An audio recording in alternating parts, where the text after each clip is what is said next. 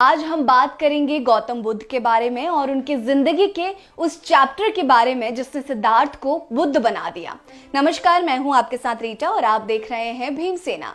बुद्ध के बहुत सारे अनुयायी हैं और बौद्ध धर्म को फॉलो करने वाले भी बहुत सारे लोग हैं जो बौद्ध धर्म को फॉलो करते हैं, बौद्ध विचारधारा को फॉलो करते हैं। उनमें से एक हमारे बाबा साहेब भीमराव अंबेडकर भी थे। आज की कहानी बौद्ध को समर्पित यानी कि बुद्ध को समर्पित। आखिर बुद्ध कैसे बुद्ध बन गए, यानी कि कैसे सिद्धार्थ बुद्ध बन गए। एक क्षत्रिय कुल से आने वाले महाराज के बेटे कैसे महात्मा की उपाधि उन्होंने ले ली और कैसे वो संन्यास उन्होंने ले लिया। कहानी शुरू होती है शाक्य गणराज्य से। शाक्य गणराज्य के राजा सुद्धोधन को एक पुत्र की प्राप्ति होती है। पूरा महल खुशियों से झूम उठता है। उन्होंने अपने पुत्र का नाम गौतम सिद्धार्थ रखा था। सिद्धार्थ के जन्म के समय एक बड़े महान ऋषि ने ही भविष्यवाणी कर दी थी कि ये बच्चा आगे चलकर इंसानों का कल्याण करेगा, ये राजा नहीं बनेगा। इसके बाद वो ऋषि वहां से चले गए। ऋषि के जाने के बाद राजा उनकी बात सुनकर चिंता में डूब गए। क्षत्रिय होने के कारण राजा ने अपने पुत्र को शिक्षा की प्राप्ति के लिए गुरुकुल भेज दिया था।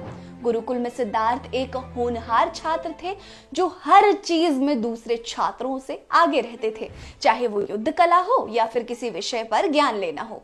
ये सब के बावजूद गुरुकुल के शिक्षक सिद्धार्थ को लेकर परेशान थे, क्योंकि सिद्धार्थ बचपन से ही और बस विषयों से हटकर यानी कि और सारे विषयों से हटकर अपनी ज्यादा दिलचस्पी जो है वो ध्यान में लगाया करते थे, यानी कि मेडिटेशन में लगाया करते थे। इस बात को लेकर ऋषि और सिद्धार्थ के शिक्षक थोड़े परेशान होकर राजा सुद्धोधन के पास पहुंचते हैं। राजा को जब सिद्धार्थ के ध्यान के बारे में पता चला तो उन्हें एक बार फिर से उस ऋषि की भविष्यवाणी याद आ गई, जब उन्होंने कहा था कि ये राजा नहीं बनेगा, ये जन कल्याण के लिए पैदा हुआ है। राजा ने अपने राज्य की दुखी और दरिद्र जनता को राज्य से बाहर एक जगह दे दी और राज्य को पूरी तरह से खुशहाल दिखाने की कोशिश में लग गए। उधर सिद्धार्थ गुरुकुल में अपनी पढ़ाई पूरी कर चुके थे और उनका घर वापसी का समय भी हो गया था। सुद्धोधन ने अपने पुत्र के लिए सारे भोग विलास की व्यवस्था महल में ही करवा दी। दूसरे महल भी बनवाए गए जहां और भी अधिक मनोरंजन के साधन उपलब्ध करवाए गए। एक दिन सिद्धार्थ नगर में घूम रहे थे, तब उन्हें किसी के रोने की आवाज सुनाई दी। कड़े पहरे के बावजूद भी सिद्धार्थ को कुछ लोग एक शव को उठाकर ले जाते हुए दिखाई पड़े। मुर्दे के पीछे उनके परिवारजन छाती पीट पीट कर रो रहे थे। सिद्धार्थ ने अपने सारथी से इसका कारण पूछा तो सारथी ने बताया कि ये 4 लोग जिस चीज को उठा कर ले जा रहे हैं वो किसी इंसान का शव है और उसके परिवार वाले उसके पीछे दुख के कारण रो रहे हैं। सिद्धार्थ ने शव को देखा तो उसकी सांसें बंद थी। इसके बाद सिद्धार्थ को एक बूढ़ा व्यक्ति मिला जिसकी सांसें धीमी चल रही थी, जिसे देख उन्होंने फिर सारथी से पूछा कि इन्हें क्या हुआ है। सारथी ने सिद्धार्थ को बताया कि यह प्रकृति के नियम के कारण बूढ़ा हो गया है। इसके बाद सिद्धार्थ को एक बीमार व्यक्ति मिलता है जिसकी सांसें तेज चल रही थी। इसे देख उन्होंने फिर सारथी की ओर प्रश्न के भाव से इशारा किया और सारथी ने उन्हें बताया कि ये बीमार है, किसी कारण से इसका शरीर पूरी तरह स्वस्थ नहीं है। सिद्धार्थ ये देखकर व्याकुल हो गए और इसके बाद वो चैन से नहीं बैठ पाए। जब उन्होंने अपने महल से बाहर दरिद्रों की बस्ती को देखा तब उनकी पीड़ा की कोई सीमा ही नहीं रही।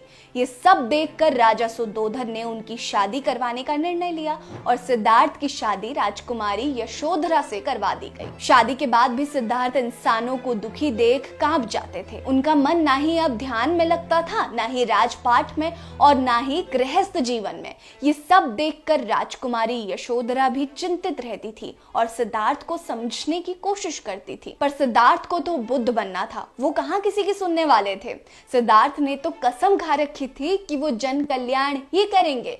अब बात करते हैं उस रात के बारे में जब राजा सिद्धार्थ बुद्ध बनने की राह पर निकल पड़े थे। आपने बहुत लोगों से सुना होगा कि सिद्धार्थ ने अपनी पत्नी और पुत्र राहुल को बिना बताए घर छोड़ दिया था, पर सच्चाई इससे कोसों दूर है। सिद्धार्थ की पत्नी यशोधरा ने ही उन्हें कहा था कि दिन के उजाले में परिवार आपको जाते हुए नहीं देख पाएगा, इसलिए आप रात के अंधेरे में जाएं। बुद्ध ने यशोधरा के मत को माना और रात को अंधेरे में जब सब लोग सो रहे थे तब सिद्धार्थ इंसान के दुखों को कारण ढूंढने के लिए निकल पड़े थे। इसके बाद सिद्धार्थ ने बहुत तरीके का ध्यान किया, बहुत सारे महान लोगों से मिले, लेकिन उनके मन को शांति कहीं नहीं मिली। सदगुरु के अनुसार उस उस समय आर्यव्रत में 1800 से ज्यादा ध्यान की पद्धति विकसित हो चुकी थी। गौतम ने इसमें से बहुत सारे ध्यान पद्धति को अपनाते हुए उसके रास्ते पर चले, लेकिन सिद्धार्थ को ऐसा कोई भी ध्यान का मार्ग ना दिखा जो इंसानों को सारे दुखों से मुक्त कर सके। गौतम ने उस समय जैन समुदाय के ध्यान पद्धति को भी अपनाया था। उस ध्यान पद्धति में ना तो किसी से कुछ मांग कर खाया जाता था, ना ही भोजन के पास जाने का नियम था। अगर आपको अपने रास्ते में कुछ खाने का दिख जाए तो खा लो, वरना ध्यान में लग जाओ, भूख अपने आप समाप्त हो जाएगी।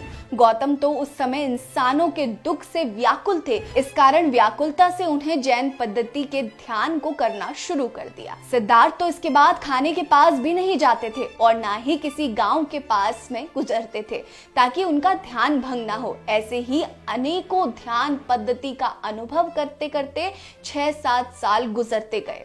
गौतम का शरीर एकदम कमजोर हो गया था और एक दिन सिद्धार्थ चलते चलते एक नदी के किनारे पहुंचे।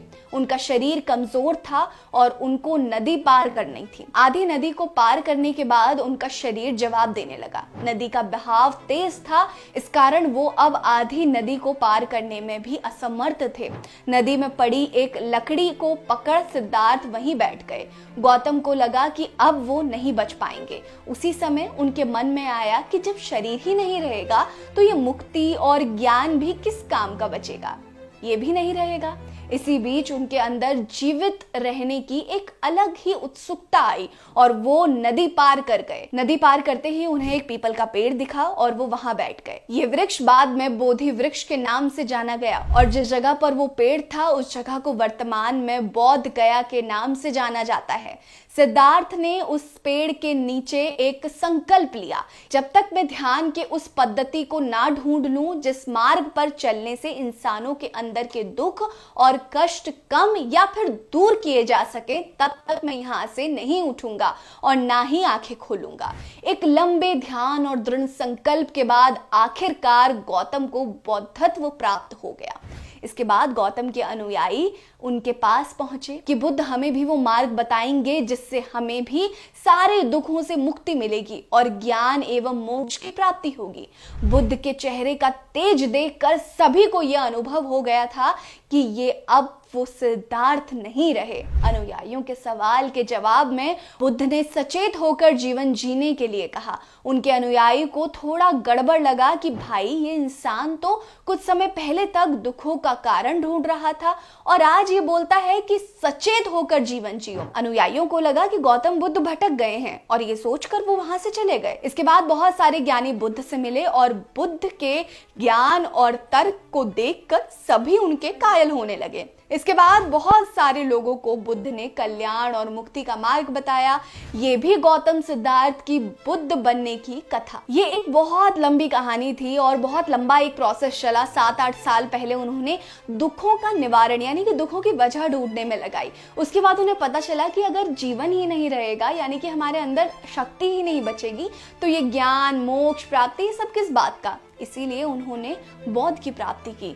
बुद्ध की ये कहानी बहुत ही अपरंपार है और हमेशा से ही बुद्ध की कहानी प्रसिद्ध रही है। इनके विचार, इनके तर्कित विचार हमेशा से ऊपर उठते गए हैं और जो भी इनकी बातों को इनके अनुयायी हैं उनको हमेशा से ही आगे बढ़ने की जीत मिली है। बुद्ध ने इसके बाद इस ध्यान पद्धति के मार्ग को जिसका नाम पड़ा आनापानसति, इसमें मनुष्य को अपने ध्यान और जागरूकता अपनी सांस की प्रक्रिया पर रखने की आवश्यकता होती है।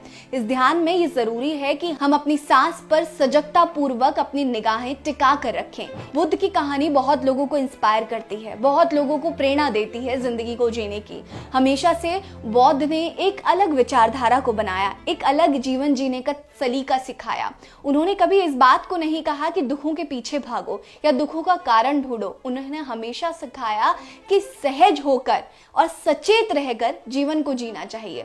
बुद्ध की कहानी आपको कैसी लगी हमें जरूर बताइएगा और हमारी वीडियोस आपको कैसी लगती हैं ये भी कमेंट बॉक्स में जरूर बताइएगा। बने रहिए हमारे साथ। नमस्कार।